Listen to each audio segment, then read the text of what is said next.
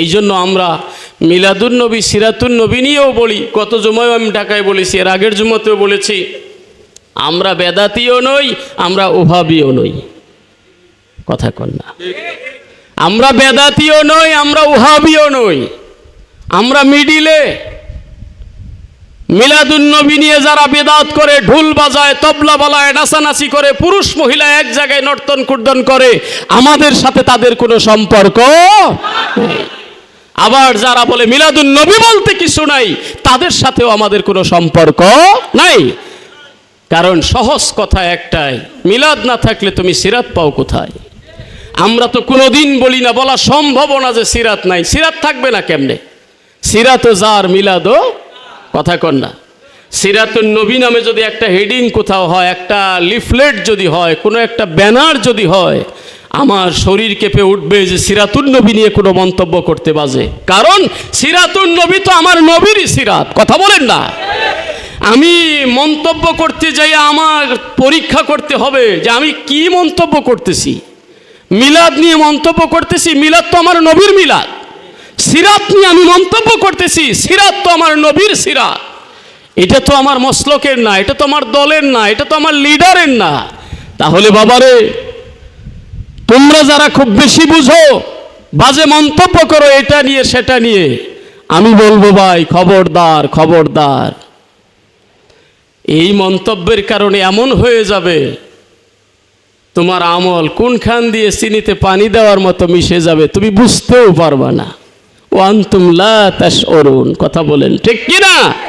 বুঝতেও পারবা না রে ভাই, আমল কোনখান দিয়ে চলে গেল, যে এত আমল করলাম, সিজদা দিতে দিতে কপালে কালো দাগ বানিয়ে ফেললাম, কিন্তু লাভ নাই। নবীর প্রতি বিরূপ মন্তব্য হয়েছে, বলতে বলতে বেশি বলা হয়ে গেছে, তখন আমল একেবারে চিনিতে পানি ঢেলে দিলে যেমন হয়ে যায়, সব আমলগুলো নিষ্প্রাণ হয়ে যাবে নবীর ইশক না থাকার কারণে। কথা বলেন ঠিক কিনা? ভাই কোনো কষ্ট দিয়েছি আপনাদেরকে? কোনো বেশি কথা বলা হয়েছে? বেশি না। এই জন্য ঠোঁটটারে আমরা খুব সামলায় রাখবো। নবীর প্রেম যদি অন্তরে থাকে, তাহলে নবীর সাথে যোগ করে যা লেখা হোক, ওই জায়গায় মন্তব্য করতে আমার অন্তর কেঁপে উঠবে। কথা বলেন ঠিক কিনা? আমাদের এই ক্রান্তি লগ্নে ভাইয়েরে, আমার কথা হয়তো সমগ্র বিশ্ব শুনবে না, আমার বৃহত্তর রাখালগঞ্জের ভাইয়েরা, আমি ছোট্ট মানুষ, শেষ মুহূর্তে দুটা কথা বলে যাই। নবীর রঙে যদি রঙিন হতে পারি, নবীর চরিত্রে যদি চরিত্রবান হতে পারি, আমাদের ভিতরে যা আসবে অল্পতে আমাদের জবান থেকে বের হয়ে আসবে আলহামদুলিল্লাহ। যতটুক পাবো ততটুকুতে আমরা কি বলবো? আলহামদুলিল্লাহ। দেখবেন কোনো অভাবই নাই, কোনো অভাবই নাই। সব সময় আমি তাকাবো আমার নিচের দিকে, তাও যদি খুঁজে না পাই, তখন তাকাবো আমার নবীর দিকে। আহারে নবী কত কষ্ট করেছে, নবী চাইলে আল্লাহ কি না দিত, সব দিয়ে দিত, কিন্তু এরপরেও ঘরটাকে কেমনে সাজাইছে। বলবো দু একটা কথা, থাকবেন আপনারা? ধৈর্য আছে? ঘরটাকে নবীজি কেমনে সাজাইছে, সুবহানাল্লাহ বলেন।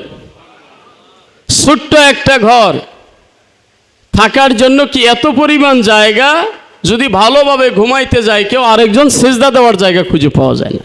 এত ঘর, কিন্তু শান্তি আর শান্তি, সুবহানাল্লাহ বলেন। বাহির থেকে কোনো আগন্তুক নবীজির দরবারে এসে হাজির, এসে বলতেছে, ও নবী মুহাম্মদ সাল্লাল্লাহু আলাইহি ওয়াসাল্লাম, আমি বড় ক্ষুধার্ত, আমার খুব ক্ষুধা লেগেছে, যদি একটু খাবারের ব্যবস্থা করতেন। এমন জায়গায় বলতেছে যেই জায়গায় 2 দিন চলে ঘরের চুলায় কোনো আগুন ধরে নাই। বলতেছে বিশ্বনবীর দরবারে, কারণ তো বাহির থেকে শুনে আসছে বিশ্বনবীর দরবারে গেলে অন্তত ফেরত আসতে হবে না।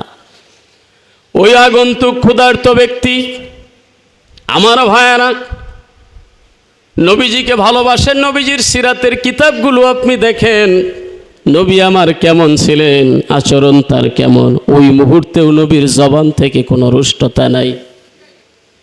নবী আমার জানে ঘরের ভিতরে কি আছে, এরপরেও মেহমানকে খুশি করার জন্য ডাক দিয়ে বললেন, বিবি ঘরে কি কিছু আছে মেহমানকে দেওয়া যাবে? জবাব আসলো, ও নবী মুহাম্মদ সাল্লাল্লাহু আলাইহি ওয়াসাল্লাম, দেওয়ার মতো আমাদের কিছুই নাই। আর আপনি তো জানেন আজকের দিন সারা দিন আমাদের ঘরে কোনো আগুন জ্বলে নাই, আমরা তো খাইতেই পারি নাই।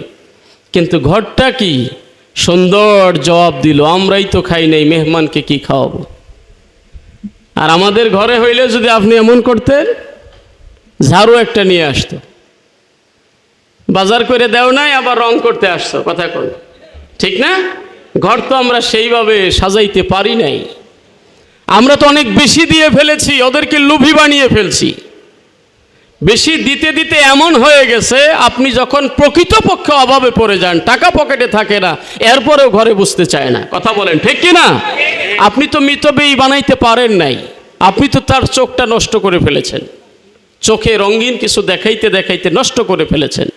এই জন্য যখন থাকে, পাকিস্তানের একজন শায়েখ, ওনার লেখা দেখলাম, খুব আল্লাহওয়ালা মানুষ, উনি লিখেছেন আপনার ঘরটাকে আপনি এমনভাবে সাজাবেন, আপনি যদি কোটিপতিও হন, ঘরে কোনো সময় বুঝতে দিবেন না আপনি কোটিপতি, আবার এমনও কোনো সময় যেন না হয় ঘরে আপনি বুঝতে দিবেন না যে আপনি ফকির। বুঝাইতে পারছি কথাটা? দুইটার মাঝামাঝি আপনি থাকবেন, টাকা পকেটে থাকলেও মিতব্যয়ী হবেন, সুন্দরভাবে এমনভাবে খরচ করবেন যাতে ওরা লোভে পড়ে অন্যত্র আবার অপকর্মের শিকার না হয়। ঠিক আছে কথা? সম্মানিত হাজিরিন, সবসময় মাঝামাঝি অবস্থান করাটাই কি ভালো। এই জন্য আমরা নুন ওয়াল কলামি ওয়া মা ইয়াসতুরুন, হরুফে মুকাত্তাআত কোরআনুল কারিমে অনেক সূরার শুরুতেই থাকে। যেমন একেবারে শুরুতে সূরাতুল বাকারা আছে না নাই? আলিফ লাম মিম, সূরাতুল বাকারার শুরুতে এই যে বিচ্ছিন্ন কিছু অক্ষর আছে না নাই ভাই? একটু কথা বলেন আপনারা, কথা না বললে আরও কষ্ট হবে। আলিফ লাম মিম এগুলো হরুফে মুকাত্তাআত, এগুলার কোনো অর্থ নিরূপণ করার ক্ষমতা কোনো মুফাসসিরের নেই। যতজন যত ব্যাখ্যা করেছে, করতে চেয়েছে, সব শেষে যেয়ে সকলে এটা বলতে বাধ্য হয়েছে আল্লাহু আ'লামু বিমুরাদিহি বিহি, যে এগুলোর অর্থ একমাত্র আল্লাহ পাক ভালো জানে। হা মিম কাফ হা ইয়া আইন সাদ ত সিন মিম আছে না নাই? ঠিক সূরাতুল কলমের শুরুতেও আল্লাহ পাক রব্বুল আলামিন বলতেছেন নুন। তাহলে এটার অর্থ কি? বোঝেন নাই কথা আপনারা? এদিকে তাকাইতে হবে ভাই। তাহলে নুন, পূর্বের ধারাবাহিকতায় কি বুঝলেন? নুনের অর্থ কি?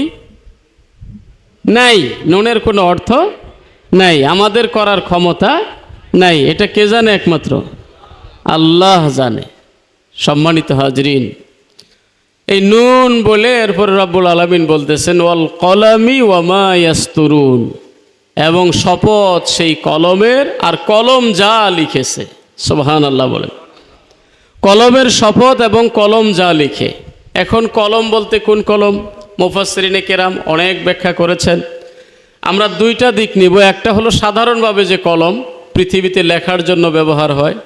আল্লাহ পাক রব্বুল আলামিন সূরাতুল আলাকের শুরুর দিকে যখন কোরআন কারীম প্রথম নাজিল হয়েছে, যে 5টা আয়াত, এর মধ্যে একটা আল্লাযী আল্লামা বিল কলম, রব্বুল আলামিন যিনি মানুষকে কলমের দ্বারা শিক্ষা দিয়েছেন। সুবহানাল্লাহ বলেন। ওই কলমের দিকেও ইঙ্গিত হতে পারে, অথবা এই কলম দ্বারা সেই কলম, যেই কলম সৃষ্টির শুরুতে রব্বুল আলামিন কলমকে নির্দেশ দিয়েছিলেন কলম তুমি লেখো, এটা আল্লাহর কুদরতি কলম। সুবহানাল্লাহ বলেন। এই কলম সেই কলম, সমস্ত সৃষ্টি জগতের তাকদীর এই কলম লিখেছিল। কতদিন আগে? আসমান এবং জমিন সৃষ্টি হওয়ার 50,000 বছর আগে এই কলম তাকদীর লিখেছিল। সুবহানাল্লাহ বললেন না? সমস্ত সৃষ্টিজীবীর, তার মধ্যে আমরাও আছি, আমাদের তাকদীর কত আগে লেখা? আসমান এবং জমিন সৃষ্টি হওয়ার 50,000 বছর আগে এই তাকদীর লেখা হয়েছে। সেই দিকের কসম করে আমার আল্লাহ বলতেছেন। সুবহানাল্লাহ বলেন। কোরআনুল কারীম অনেক জায়গায় রব্বুল আলামিন এরকম কসম করেছেন, ওয়াল আসর ওয়াত্তিনি ওয়াজ্জাইতুন ওয়া তুরি সিনিনা ওয়া হাদাল বালাদিল আমিন, আছে না নাই? ওয়াশ শামসি ওয়া দুহাহা ওয়াল কমারি ইদা তালাহা আল্লাহ পাক এগুলো বিভিন্ন জায়গায় কসম করেছেন। কসম করার উদ্দেশ্যটা কি? সৃষ্টি নিয়ে আল্লাহ পাক কসম করবেন, এটা একটু বেমানান মনে হয়। কারণ কসমের নিয়ম হলো, যিনি কসম করবেন, যার নামে কসম করবেন, এনার চাইতে উনি শক্তিশালী হতে হবে। এটা হলো সিস্টেম। আমরা কসম করব আল্লাহর নামে, এটা সিস্টেম। কিন্তু আল্লাহ সৃষ্টির নামে কসম করবে, এটা সিস্টেম না। কিন্তু এরপরেও কেন আল্লাহ পাক করেছেন?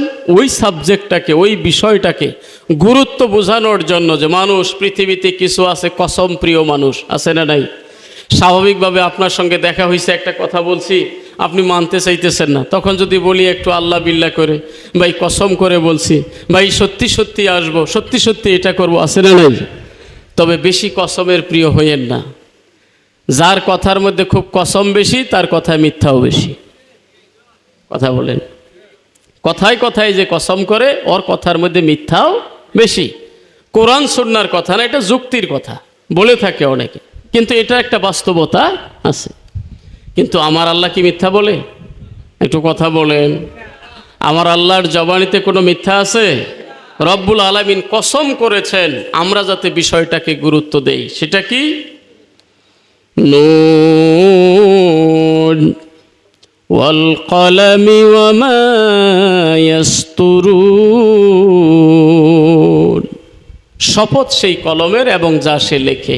আল্লাহ পাক নিজে কসম করে বলতেছেন, মা আনতা বিনিমাতি রব্বিকা বিমাজনুন। আল্লাহ পাকের দয়ায়, আল্লাহ পাকের অনুগ্রহে, আল্লাহ পাকের নিয়ামত পেয়ে ও আল্লাহর হাবিব, আপনি পাগল নন। সুবহানাল্লাহ বলেন। মাজনুন শব্দের অর্থ কি? মাজনুন অর্থ কি? পাগল। আমার রাসূলকে কতজনেই তো কতটাই বলেছে, কি বলেন, ঠিক না?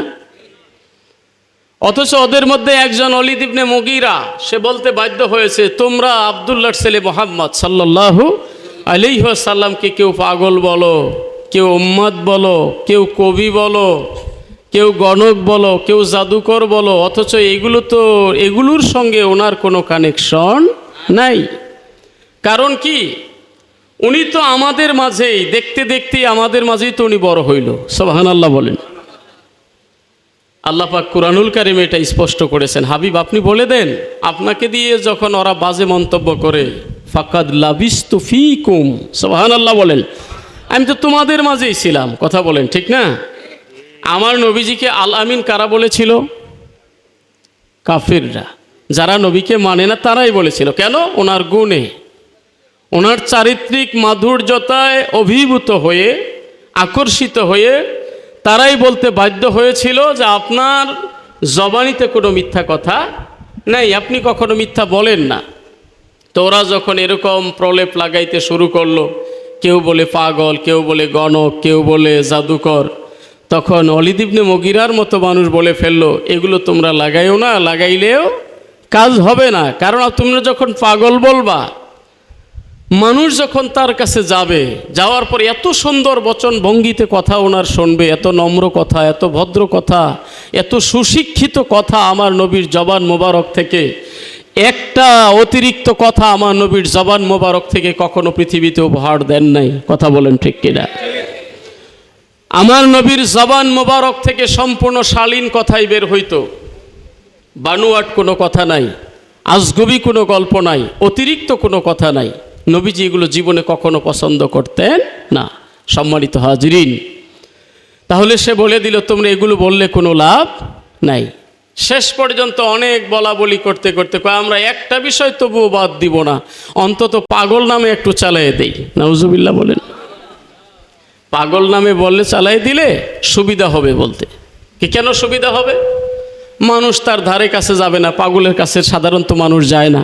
এই ছিল তাদের উদ্দেশ্য, আমার নবী থেকে মানুষদেরকে একটু জুদাই করার জন্য, দূরে সরাইয়ে দেওয়ার জন্য। সম্মানিত হাজিরিন, আল্লাহ পাক রব্বুল আলামিন যার ভালোবাসা মানুষের অন্তরের মধ্যে ছড়াইয়া ছিটিয়ে দিবেন, এটা পৃথিবীর কোনো মানুষ দূর করতে পারবে না। ইউরিদুনা লিইউতফিউ নূরাল্লাহি বিআফওয়াহিহিম ওয়াল্লাহু মুতিম্মু নূরিহি ওয়ালাউ কারিহাল কাফিরুন। মুখের ফু দিয়ে কতজনে পৃথিবীতে কতটা করতে চায়, কথা বলেন ঠিক না? আমরা কি দেখতেছি না এগুলো? একটু জবানটা খুলেন না, এদিকে তাকান ভাই। শেষ মুহূর্তে এলোমেলো করলে কেমন হবে?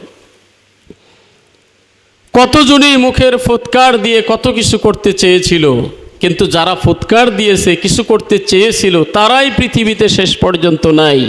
কিন্তু যেটা নিভাইতে চেয়েছিল সেটা তো অক্ষত অবস্থায় আছে, কিয়ামত পর্যন্ত থাকবে, কথা বলেন ঠিক কিনা? এটা পৃথিবী থেকে দূর করার ক্ষমতা কারোর নাই, সম্মানিত হাজরিন।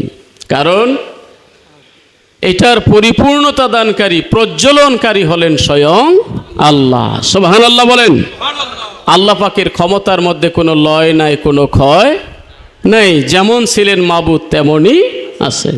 কি না করতে পারেন তিনি? ফাআলুল লিমা ইউরিদ, যা ইচ্ছা তিনি তাই করতে পারেন, কথা বলেন। বিশ্বাস হয় এগুলো? আমরা দেখতেছি না, কথা কন না। কি এখনো দুর্বলতা আছে? কত ইতিহাস আমরা দেখলাম, কতজনের কাহিনী আমরা শুনলাম, জানলাম, কিন্তু সবচাইতে টাটকা কাহিনী তো এখন আমাদের দেখা। দলমত নির্বিশেষে, ভাই কে বিএনপি করেন, কে আওয়ামী লীগ করেন, সেটা আপনাদের ব্যাপার, কিন্তু সত্যরে সত্য বলতে হবে, কথা বলেন ঠিক না? আল্লাহ কি না করতে পারে? আপনাদের খেদমতে আরজ করতে চাই, সত্যকে সত্য বলতে হবে, এটা কিছু করার নাই। সম্মানিত হাজিরিন, সেই মাবুদ যদি কারোর সঙ্গে কারোর কানেকশন করে দেন, কারোর অন্তরের সঙ্গে কারোর অন্তরে ভালো সম্পর্ক লাগাইয়ে দেন, তাহলে আপনি আমি চলে বলে কৌশলে সেটা পৃথিবী থেকে দূর করে দিতে পারবো না। আপনি যদি কাউকে ভালোবাসেন, আপনার এই ভালোবাসা যদি রিয়েলি হয়, পিওর ভালোবাসা যদি হয়, এটা যদি সলিড ভালোবাসা হয়, কোনো দেখানো না থাকে, এই ভালোবাসা পৃথিবীতে কেউ ভাঙতে পারবে? কথা বলেন, কেউ পারবে না, পারবে না। আর সেটা যদি কিছুদিনের জন্য হয়, লৌকিকতা হয়, লোক দেখানো হয়, কোনো লোভ লালসার কারণে হয়, সেই ভালোবাসা বেশি দিন টিকবে না। আমার রাসূল সাল্লাল্লাহু আলাইহি সাল্লামকে যারা ভালোবাসে, তাদের ভালোবাসা হলো পিওর ভালোবাসা, কথা বলেন। সন্দেহ আছে?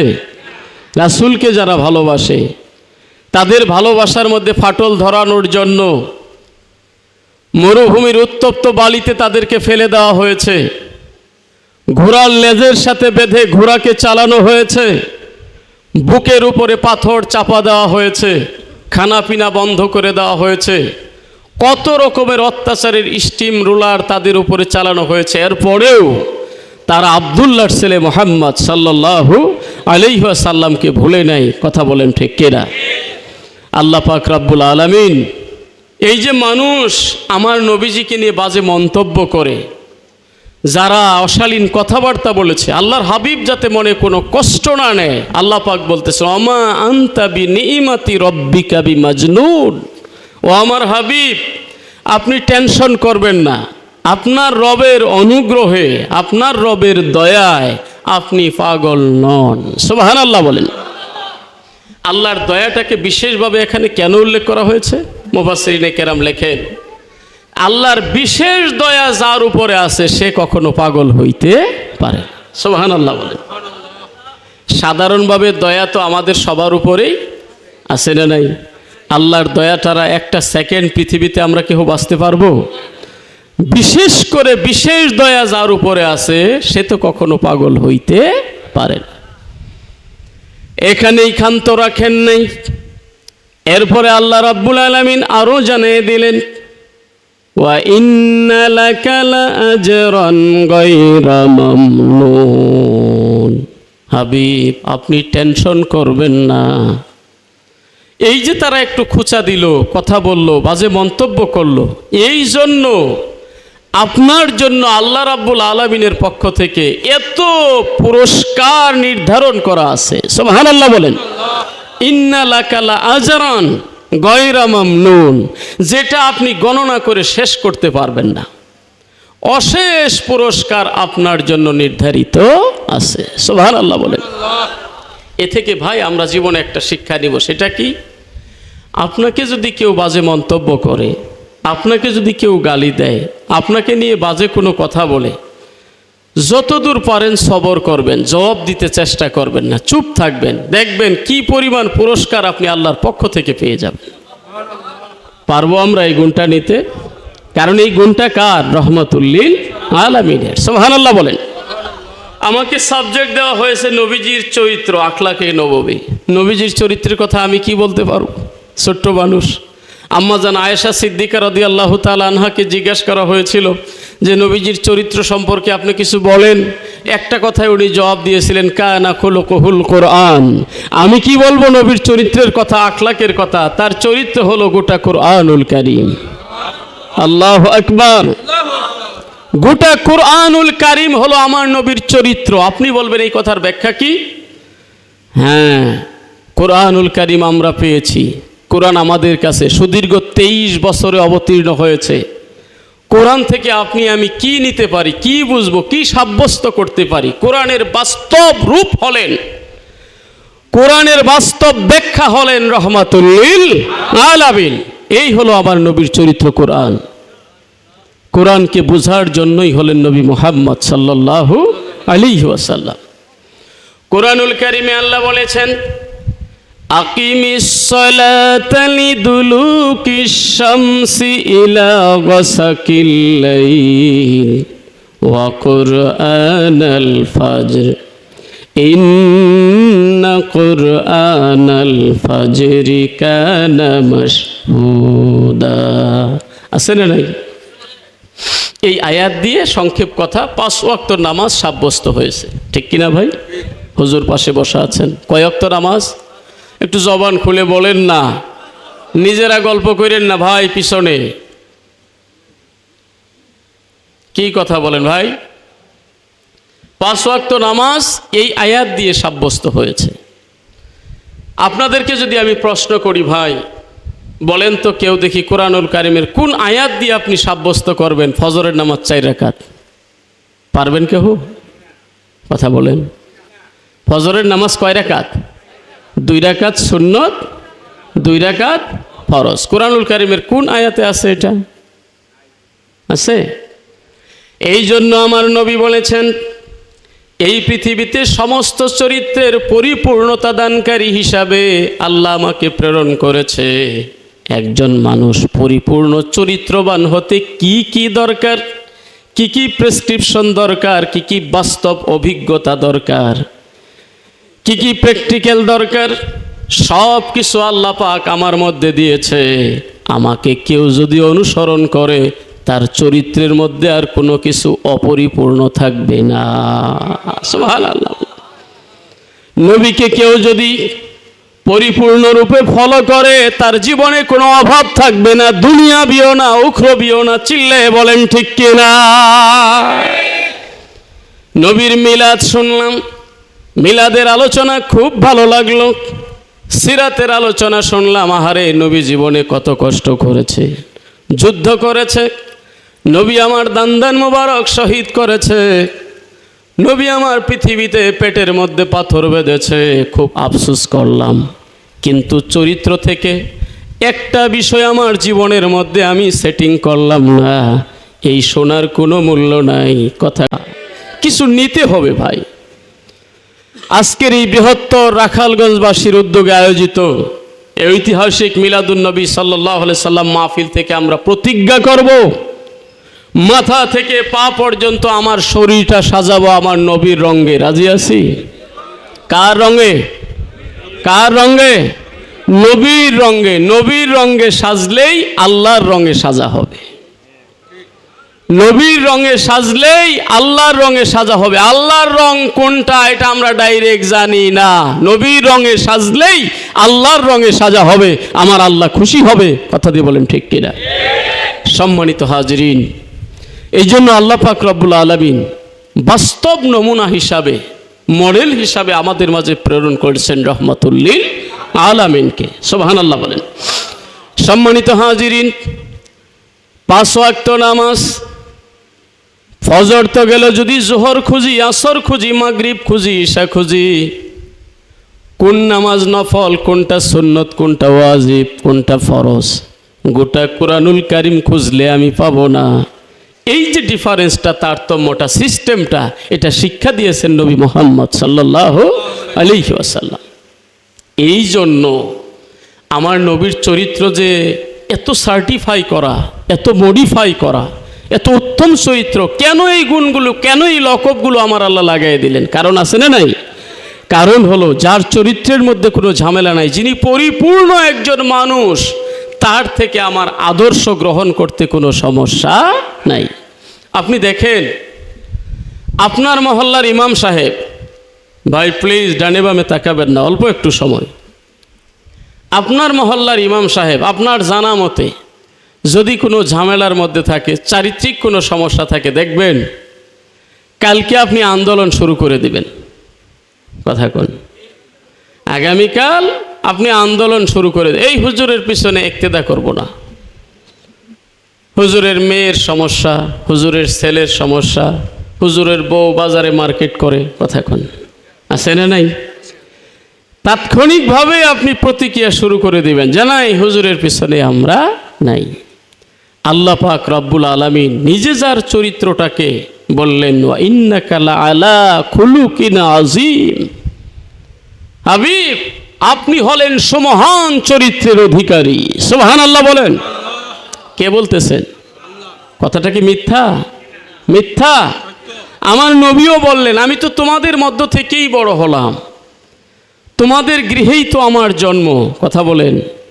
আকাশ থেকে ধপাস করে আমার নবী পড়েন নাই, জিনদের মধ্য থেকে আল্লাহ পাঠায়া দেয় নাই, সৌদি আরবের বাহিরে অন্য কোনো দেশ থেকে আল্লাহ নিয়ে তাকে সেখানে পাঠান নাই। আল্লাহ বলেই দিয়েছেন যে তোমাদের মধ্য থেকেই তোমাদের মাঝে একজন রাসূল আমি প্রেরণ করেছি। সুবহানাল্লাহ বলেন। আমার নবীও বললেন, আমি তোমাদের মাঝেই ছিলাম, বহুদিন থেকে আমি তোমাদের মাঝে। আমার ভিতরে কি কলঙ্ক আছে, কি মিথ্যা আছে, কি অসত্য আছে, আমার ভিতরে চারিত্রিক কি সমস্যা আছে তোমরা তো জানো, কিন্তু এরপরেও কেন তোমরা আমারে পাগল বলে গালি দাও? কেন তোমরা আমারে জাদুকর বলো? কেন তোমরা আমাকে গণক বলো? কেন আমাকে কবি বলো? কোনোটাই আমার সাথে মানায় না, আমি তো এগুলোর মধ্যে একটাও না। আল্লাহ এক একটার ব্যাপারে আলাদা আলাদা আয়াত নাজিল করে আমার নবীর চরিত্রকে সার্টিফাই করেছে। আমার নবী কোনো গণক না, আমার নবী কোনো কবি না, আমার নবীর চরিত্রের মধ্যে কোনো সমস্যা নাই। চিল্লায় বলেন ঠিক কি না? আছে কোনো সমস্যা? আছে? নেই। তাহলে ওই নবীকে আমার মডেল হিসাবে মানতে কোনো আপত্তি। আজকের এই পর্যন্ত সমগ্র বিশ্বের ঐতিহাসিকরা মিলে, মুসলমান তো বটেই, ইহুদি খ্রিস্টান বেঈমানরা পর্যন্ত আমার নবীর চরিত্রের মধ্যে কোনো খুঁত খুঁজে বের করতে পারে নাই। কিয়ামত পর্যন্ত কেউ পারবে না, কারণ আমার নবী এমন চরিত্রের অধিকারী যার সার্টিফিকেট দিয়েছে স্বয়ং আমার আল্লাহ। সুবহানাল্লাহ বলে। সার্টিফিকেটটা কে দিয়েছেন? আল্লাহ দিয়েছে। আল্লাহু আকবার। সম্মানিত হাজিরিন, সেই নবী আমাদেরকে জানাই দিলেন ফজরের নামাজ কেমনে পড়ব, সেই নবী আমাদেরকে জানাইলেন জোহরের নামাজ আমার কেমনে হবে, সেই নবী আমার জানাইলেন নামাজের আগে দাঁড়ানোর জন্য আরেকটা আমল, আরেকটা ইবাদত আছে না নাই? সেটা কি? নামাজের আগের আরেকটা ইবাদত ওযু। কথা বলেন। ওযু ছাড়া নামাজ হবে? ওযু কেমনে করব, এই প্র্যাকটিক্যাল সিস্টেমটাও শিক্ষা দিয়েছেন রহমাতুল লিল আলামিন। ওযুর আগে আরো কিছু দরকার আছে না নাই? ওযুর আগে কি? শরীর যদি আপনার গোসল ফরজ থাকে, সারাদিন ওযু করেন, কাজ হবে? কথা বলেন। সেটাও শিক্ষা দিয়েছেন রহমাতুল লিল আলামিন। সুবহানাল্লাহ বলেন। আয়েশা সিদ্দিকা রাদিয়াল্লাহু তাআলা আনহা থেকে বর্ণিত অধিকাংশ হাদিসগুলোর ভিতরেই পারিবারিক আমার নবীর চরিত্র কেমন ছিল, বিতর্গত যে বিষয়গুলো, পাক পবিত্রের যে বিষয়গুলো, এগুলো আয়েশা সিদ্দিকা রাদিয়াল্লাহু তাআলা আনহা থেকে বর্ণিত বেশি। অনেক বিধর্মীরা এটা নিয়ে একটি সমালোচনা লাগাইতে শুরু করছিল যে কেমন নবী, উনি আবার কেমনে বিশ্ব নবী হয়, এই ছোটোখাটো বিষয়গুলো, পাকনা পাকের বিষয়গুলো, এগুলো উঠাইতে থাকে। আমরা তখন জবাব দিতে বাধ্য, হ্যাঁ, উনি তো বিশ্ব নবী, যারে অনুসরণ করার পরে, যার উম্মত হওয়ার পরে কোনো একটা বিষয়, ছোট বিষয় থেকে একবার আন্তর্জাতিক বিষয় পর্যন্ত কোনো জায়গায় আমাদের আর দাঁড় করার কোনো দরকার নাই। সুবহানাল্লাহ বলে। বাথরুমে কেমনে যাব, এটা যদি নবীজির সিস্টেম শিক্ষা যদি আমাদের দেখানো না থাকতো, তাহলে তো আমাদের দৌড়াইতে হতো অন্য কোথাও। কথা বলেন।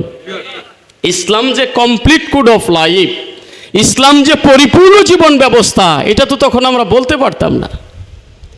একজন স্বামী বিবির সঙ্গে কেমনে দেখা করবে, স্বামীর হক কি, স্ত্রীর হক কি, চাকর চাকরানির হক কি, এতিমের সঙ্গে কেমন ব্যবহার করতে হবে, লক্ষ সাহাবীর সামনে, লক্ষাধিক সাহাবীর সামনে বিদায় হজের ভাষণে আমার নবীজি কিয়ামত পর্যন্ত এক অবিস্মরণীয় ভাষণ দিয়ে গেছে।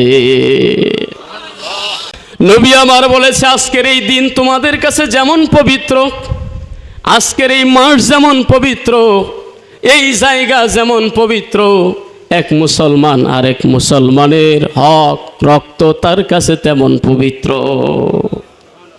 আহারে নবীর উম্মতেরা, কথাগুলো যদি আমরা মনের কান দিয়ে শুনতাম, আমাদের জন্য র্যাবও লাগতো না, সীতাও লাগতো না, কোবরাও লাগতো না, কোনো বাহিনীই লাগতো না। কথা বলেন ঠিক কিনা?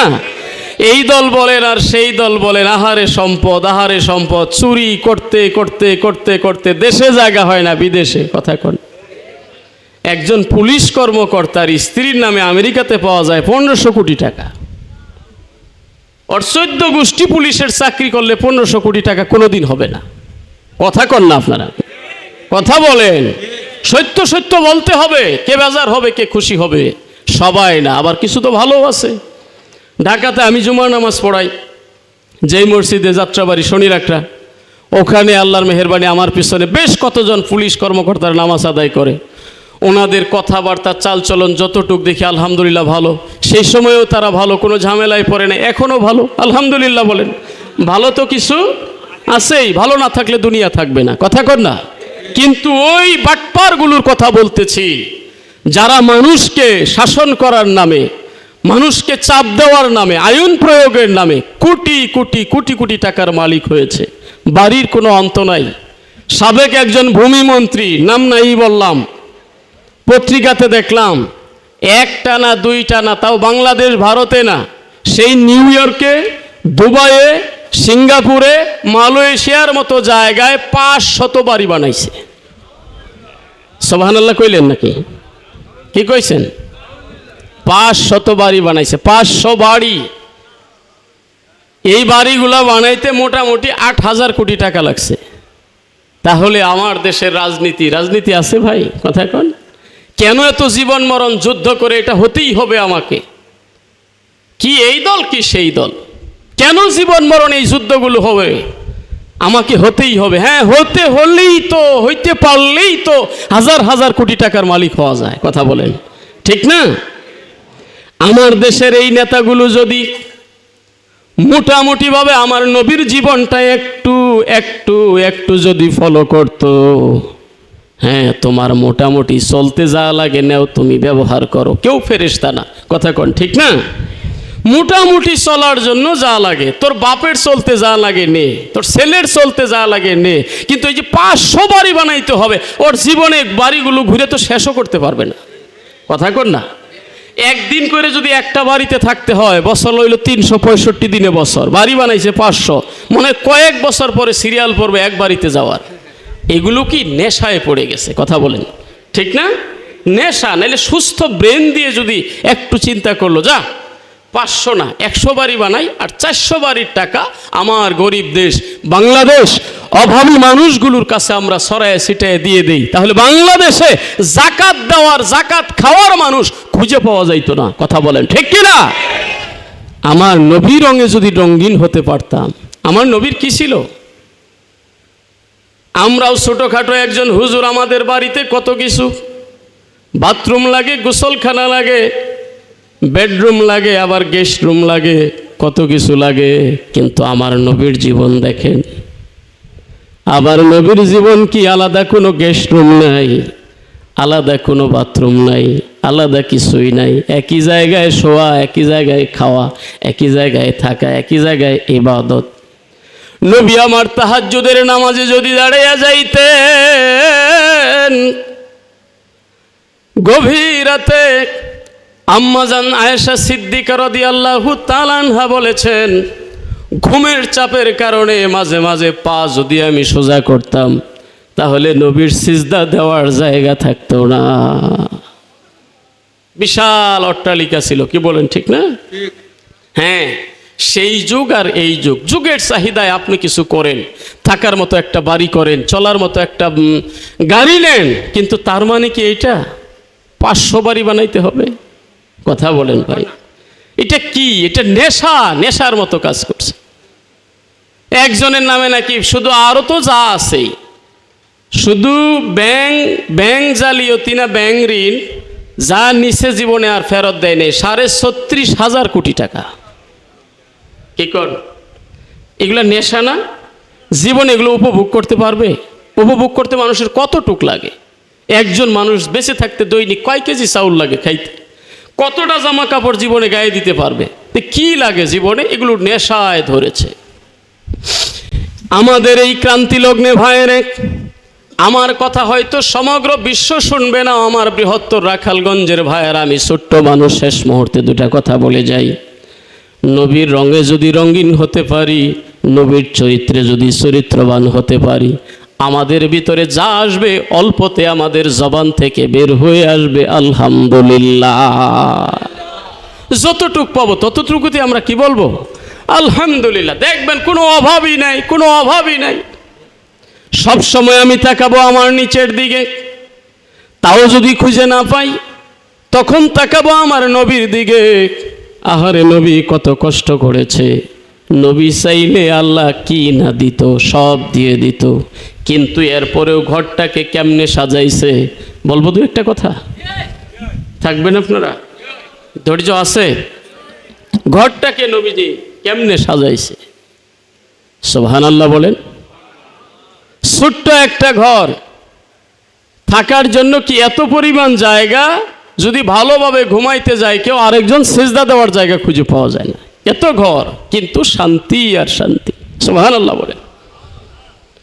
বাহির থেকে কোনো আগন্তুক নবীজির দরবারে এসে হাজির, এসে বলতেছে, ও নবী মুহাম্মদ সাল্লাল্লাহু আলাইহি ওয়াসাল্লাম, আমি বড় ক্ষুধার্ত, আমার খুব ক্ষুধা লেগেছে, যদি একটু খাবারের ব্যবস্থা করতেন।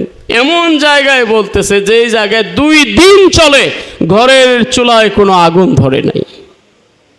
বলতেছে বিশ্বনবীর দরবারে, কারণ ও তো বাহির থেকে শুনে আসছে বিশ্বনবীর দরবারে গেলে অন্তত ফেরত আসতে হবে না। ওই আগন্তুক ক্ষুধার্ত ব্যক্তি, আমার ভাইয়েরা, নবীজিকে ভালোবাসেন, নবীজির সিরাতের কিতাবগুলো আপনি দেখেন, নবী আমার কেমন ছিলেন, আচরণ তার কেমন, ওই মুহূর্তেও নবীর জবান থেকে কোনো রুষ্টতা নাই।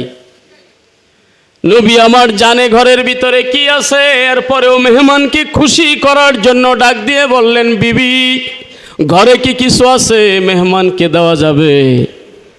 জবাব আসলো, ও নবী মুহাম্মদ সাল্লাল্লাহু আলাইহি ওয়াসাল্লাম, দেওয়ার মতো আমাদের কিছুই নাই, আর আপনি তো জানেন আজকের দিন সারা দিন আমাদের ঘরে কোনো আগুন জ্বলে নাই, আমরা তো খাইতেই পারি নাই। কিন্তু ঘরটা কি সুন্দর জবাব দিল, আমরাই তো খাই নাই, মেহমানকে কি খাওয়াবো? আর আমাদের ঘরে হইলে যদি আপনি এমন করতেন, ঝাড়ু একটা নিয়ে আসতো, বাজার করে দেও নাই, আবার রং করতে আসতো, কথা কই ঠিক না? ঘর তো আমরা সেইভাবে সাজাইতে পারি নাই, আমরা তো অনেক বেশি দিয়ে ফেলেছি, ওদেরকে লোভী বানিয়ে ফেলছি। বেশি দিতে দিতে এমন হয়ে গেছে, আপনি যখন প্রকৃতপক্ষে অভাবে পড়ে যান, টাকা পকেটে থাকে না, এরপরেও ঘরে বুঝতে চায় না, কথা বলেন ঠিক কিনা? আপনি তো মিতব্যয়ী বানাইতে পারেন নাই, আপনি তো তার চোখটা নষ্ট করে ফেলেছেন, চোখে রঙিন কিছু দেখাইতে দেখাইতে নষ্ট করে ফেলেছেন। এই জন্য যখন থাকে, পাকিস্তানের একজন শায়েখ, ওনার লেখা দেখলাম, খুব আল্লাহওয়ালা মানুষ, উনি লিখেছেন, আপনার ঘরটাকে আপনি এমনভাবে সাজাবেন, আপনি যদি কোটিপতিও হন, ঘরে কোনো সময় বুঝতে দিবেন না আপনি কোটিপতি, আবার এমনও কোনো সময় যেন না হয় ঘরে আপনি বুঝতে দিবেন না যে আপনি ফকির। বুঝাইতে পারছি কথাটা? দুইটার মাঝামাঝি আপনি থাকবেন। টাকা পকেটে থাকলেও মিতব্যয়ী হবেন, সুন্দরভাবে এমনভাবে খরচ করবেন যাতে ওরা লোভে পড়ে অন্যত্র আবার অপকর্মের শিকার না হয়। ঠিক আছে কথা? সম্মানিত হাজিরিন, সবসময় মাঝামাঝি অবস্থান করাটাই কি ভালো। এই জন্য আমরা মিলাদুন্নবী সিরাতুন্নবী নিয়েও বলি, কত জুমায় আমি ঢাকায় বলেছি, এর আগের জুমাতেও বলেছি, আমরা বেদাতিও নই, আমরা ওহাবিও নই। কথা কন না? আমরা বেদাতিও নই, আমরা ওহাবিও নই, আমরা মিডিলে। মিলাদুন্নবী নিয়ে যারা বেদাত করে, ঢোল বাজায়, তবলা বাজায়, নাচানাচি করে, পুরুষ মহিলা এক জায়গায় নর্তন কুর্দন করে, আমাদের সাথে তাদের কোনো সম্পর্ক নেই। আবার যারা বলে মিলাদুন্নবী বলতে কিছু নাই, তাদের সাথেও আমাদের কোনো সম্পর্ক নাই। কারণ সহজ কথা একটাই, মিলাদ না থাকলে তুমি সিরাত পাও কোথায়? আমরা তো কোনোদিন বলি না, বলা সম্ভব না যে সিরাত নাই। সিরাত থাকবে না কেমনে? সিরাতও যার, মিলাদও। কথা কন না? সিরাতুন নবী নামে যদি একটা হেডিং কোথাও হয়, একটা লিফলেট যদি হয়, কোনো একটা ব্যানার যদি হয়, আমার শরীর কেঁপে উঠবে যে সিরাতুন নবী নিয়ে কোনো মন্তব্য করতে বাজে। কারণ সিরাতুন নবী তো আমার নবীরই সিরাত। কথা বলেন না? আমি মন্তব্য করতে যাই, আমার পরীক্ষা করতে হবে যে আমি কি মন্তব্য করতেছি। মিলাদ নিয়ে মন্তব্য করতেছি, মিলাদ তো আমার নবীর মিলাদ। সিরাত নিয়ে আমি মন্তব্য করতেছি, সিরাত তো আমার নবীর সিরাত। এটা তো আমার মসলকের না, এটা তো আমার দলের না, এটা তো আমার লিডারের না। তাহলে বাবারে, তোমরা যারা খুব বেশি বুঝো, বাজে মন্তব্য করো এটা নিয়ে সেটা নিয়ে, আমি বলবো ভাই খবরদার, খবরদার। এই মন্তব্যের কারণে এমন হয়ে যাবে তোমার আমল কোনখান দিয়ে চিনিতে পানি দেওয়ার মতো মিশে যাবে, তুমি বুঝতেও পারবা না। ওয়ান্তুম লা তাশউরুন। কথা বলেন ঠিক কি না? বুঝতেও পারবা না রে ভাই, আমল কোনখান দিয়ে চলে গেল। যে এত আমল করলাম, সিজদা দিতে দিতে কপালে কালো দাগ বানিয়ে ফেললাম, কিন্তু লাভ নাই। নবীর প্রতি বিরূপ মন্তব্য হয়েছে, বলতে বলতে বেশি বলা হয়ে গেছে, তখন আমল একেবারে চিনিতে পানি ঢেলে দিলে যেমন হয়ে যায়, সব আমলগুলো নিষ্প্রাণ হয়ে যাবে নবীর ইশক না থাকার কারণে। কথা বলেন ঠিক কিনা? ভাই কোনো কষ্ট দিয়েছি আপনাদেরকে? কোনো বেশি কথা বলা হয়েছে? বেশি না। এই জন্য ঠোঁটটারে আমরা খুব সামলায় রাখবো। নবীর প্রেম যদি অন্তরে থাকে, তাহলে নবীর সাথে যোগ করে যা লেখা হোক, ওই জায়গায় মন্তব্য করতে আমার অন্তর কেঁপে উঠবে। কথা বলেন ঠিক কিনা? হ্যাঁ, নবীকে সম্পৃক্ত করে কোনো কথার সাথে আমার বাজে মন্তব্য করা যাবে না। কারণ মন্তব্য করলে ওই মন্তব্যটা তো লাগবে নবীর গায়ে। কথা ঠিক না? মিলাদুন্নবী সিরাতুন্নবী নিয়ে ফিরাফিরি করি, একদল আরেক দলকে কাফের বলি, ইহুদির দালাল বলি, এই বলি সেই বলি, তাহলে শেষ পর্যন্ত দেখা যাবে এটা তো আমরাই আমরা। কথা কোন ঠিক না? আমরা না, সব তো আমরাই। এখানে তো বাহিরের কেহ নাই। তাহলে নিজেরাই নিজেদেরকে ইহুদি বানিয়ে ফেললাম, নিজেরাই নিজেদেরকে কাফের বানিয়ে ফেললাম। এই জন্য এত বাজে মন্তব্য করার চাইতে আমরা যে ব্যানারের নিচেই থাকি, যেই লাইনের নিচেই থাকি, আমাদের সিস্টেম যেন হয়, আমাদের মন্তব্য যেন একটাই হয় যে আমরা নবী চাই। নবী পৃথিবীতে ছিলেন, নবী এখনো রওজা মুবারাকায় আছেন, আমার নবীর পরে আর কোন নবী। কথা বলেন আছে? নবীর পরে কোন নবী আছে? সব সিরাতওয়ালা মিলাদওয়ালা আমরা এক হয়ে এখন ধরি কাদিয়ানি রে। কথা কন কারে? কথা কন না? সব এক হয়ে ধরি কাদিয়ানি রে। কারণ আমরা ফাটাফাটি করি, ঝগড়া করি, ওরা এদিকে ভিতরে ভিতরে মাল ঢুকাইয়া মানুষদেরকে কাদিয়ানি বানাইতেছে, খ্রিস্টান বানাইতেছে। কথা কন না? গোলাম আহমদ কাদিয়ানি সে চলে গেছে, কিন্তু তার দূষররা এখনো পৃথিবীতে আছে। বন্ড নবী এই পৃথিবীতে এ পর্যন্ত যতজন দাবি করেছিল, তার মধ্যে আমাদের এই ভারত উপমহাদেশেও একজন, সে হলো গোলাম আহমদ কাদিয়ানি। আমরা অনেক বিচার বিশ্লেষণ করে দেখ, কষ্ট দিতেছেন আপনারা? একটু বলবো, আর একটু বলবো। বিচার বিশ্লেষণ করে যতটুকু দেখেন, নাম দিয়েই যদি শুরু করি, নামেই গোলাম আহমদ কাদিয়ানি বাতিল হয়ে যায়। আমার ভাইয়েরা কোন বিবেকে তাদের কয়টা টাকা পাইয়া তাদের দলে অংশগ্রহণ করে ব্রেনে আসে না? নাম দিয়ে বিচার করেন, বাবা আদম থেকে নবী মুহাম্মদ সাল্লাল্লাহু আলাইহি সাল্লাম পর্যন্ত যত নবী রাসূল পৃথিবীতে আসছে সব হলো এক শব্দ। কথা কোন? কয় শব্দ? আদম, নূহ, শীস, দাউদ, সুলাইমান, ইব্রাহিম, ইসমাইল, ইসহাক, কথা কোন না, ঈসা, মুসা, মুহাম্মদ সাল্লাল্লাহু আলাইহি ওয়াসাল্লাম। কোন যুগল শব্দ আছে? দুই শব্দ আছে। তার এর নাম কি? গোলাম আহমদ, দুই শব্দ। কথা প্রথম সিস্টেমেই বাতিল, প্রথম নামেই বাতিল। তোর নাম হলো দুই নামে, কাজেই তুমি নবী হওয়ার যোগ্যতা রাখো না। সুবহানাল্লাহ বলেন। আল্লাহ পাকের কি নিজাম! এইভাবেই তারা প্রতারিত হবে। কিন্তু এরপরেও যার ব্রেন নষ্ট, মাথা নষ্ট হয়ে গেছে, সে মানতে পারবে না। সম্মানিত হাজিরিন, ইমামে আজম আবু হানিফা রহমাতুল্লাহ আলাইহির কাছে ওই যুগের একজন ভণ্ড নবীদার এসে বলতেছে, গো ইমামে আজম, আমি জানি তুমি মুহাম্মদ ছাড়া কাউকে নবী মানো না, কিন্তু আমি যদি একটা মুজিজা তোমাকে তাৎক্ষণিক দেখাইতে পারি, তাহলে কি তুমি আমাকে নবী মেনে নিবে? চিন্তা করছেন প্রশ্নটা কি? কাকে প্রশ্ন করছে? ইমামে আজম আবু হানিফা রহমাতুল্লাহ আলাইহিকে, যে আমি যদি একটা মুজিজা দেখাইতে পারি, কারণ নবীদের কাজ তো মুজিজা দেখানো, কথা কন না, আমি যদি একটা মুজিজা দেখাইতে পারি, তাহলে তুমি কি আমাকে নবী মেনে নিবে? কাকে প্রশ্ন করছে? চিন্তা করছেন? ওরা এইভাবেই ঘায়েল করতে চায় যে এক জায়গায় ঠিক করতে পারলে পৃথিবী এমনি ঠিক হয়ে যাবে। উনিও দেখেন কি চতুর, কি বিচক্ষণতা, কি ব্রেন আল্লাহ পাক তাকে দিয়েছে। তাই তুমি থামো। সাথে সাথে অনেক চিল্লাচিল্লি করে লোক জমায়েত করে ফেলছে। সব লোক যখন সমবেত হয়েছে, তখন তিনি বললেন, এই তুমি থামো। মানে উনি যে বলল যে আপনি যদি বলেন আমি মুজিজা দেখাবো, এর কোনো কাছেই নাই, ওটা পরে। লোক জমায়েত করে বলতেছে যে কোন লোক যদি বলে যে আমি যদি মুজিজা দেখাইতে পারি, তাহলে কি তোমরা আমাকে নবী মেনে নেবে? এই কথার জবাবে কেউ যদি বলে যে দেখাও, তাহলে সে কাফের। বুঝতে পারছেন কথাটা? মানে দেখানোর পরে মানবেন কি মানবেন না সেই পর্যন্ত না।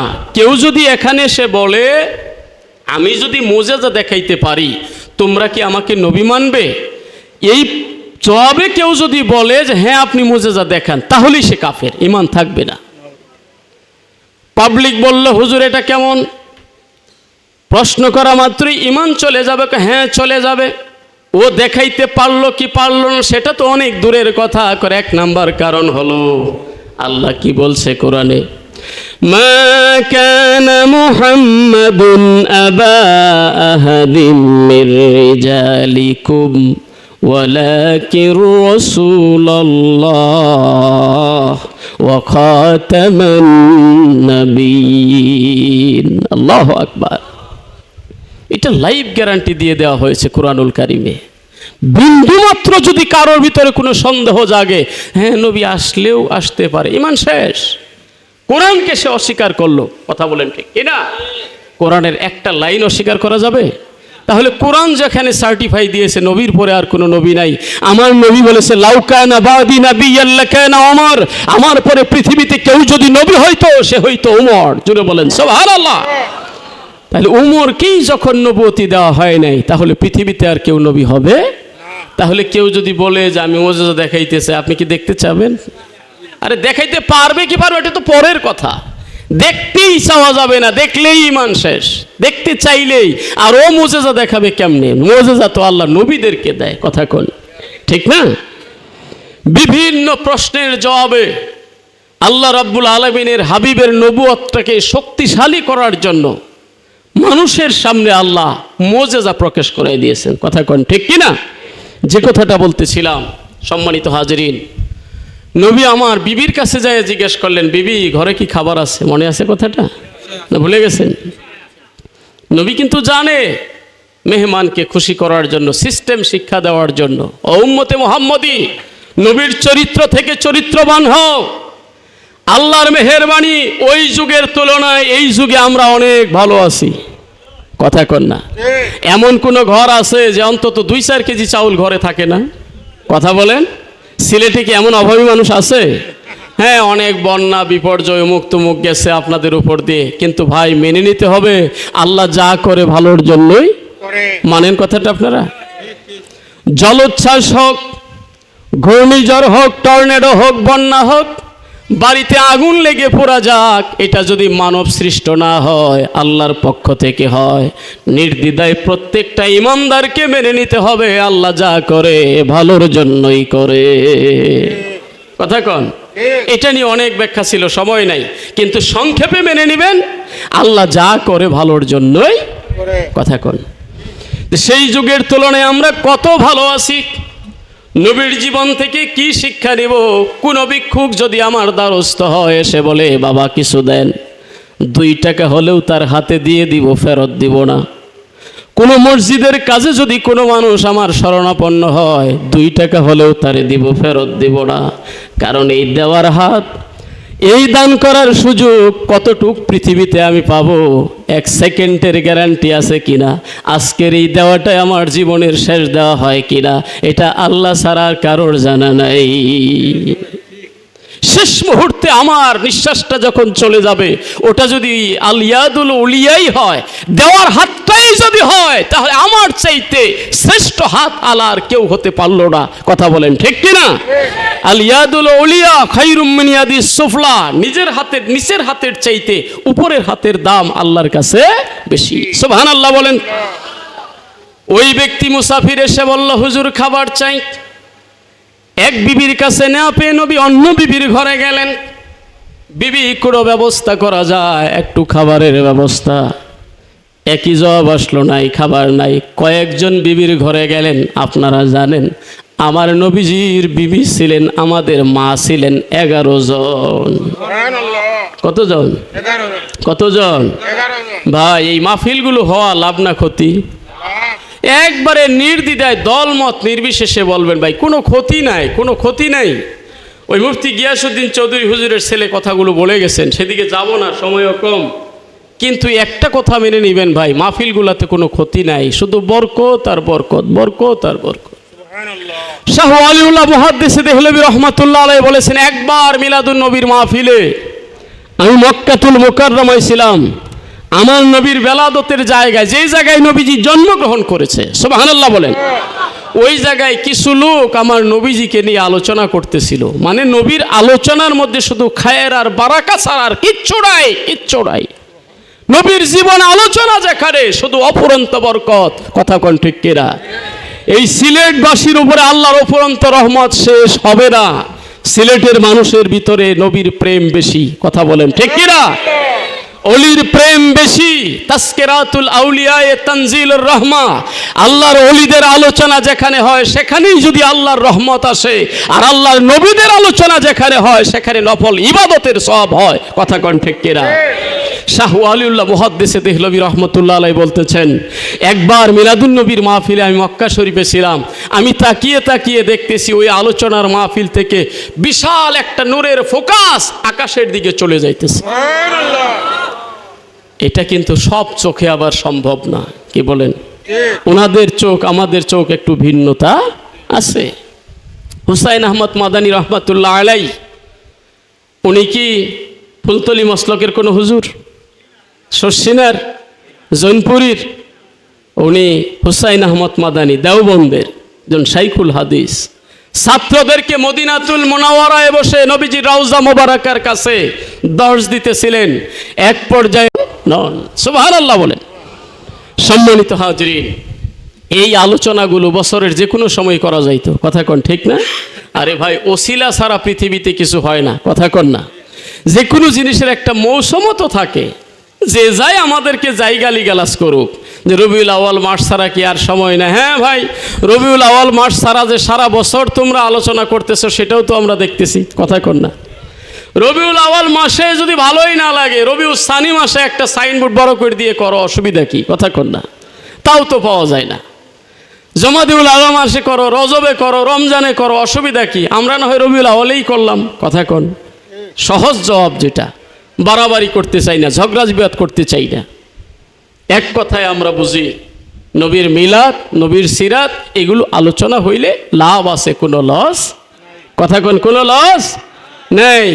আমাদের আকাবির যারা, আকাবির বলতে আমরা যা বুঝি, দুইও দলের দুইও সেলসেলার আকাবির যারা, আলিয়া বলেন আর কওমি বলেন, সকলেই কিন্তু একপন্থী ছিল।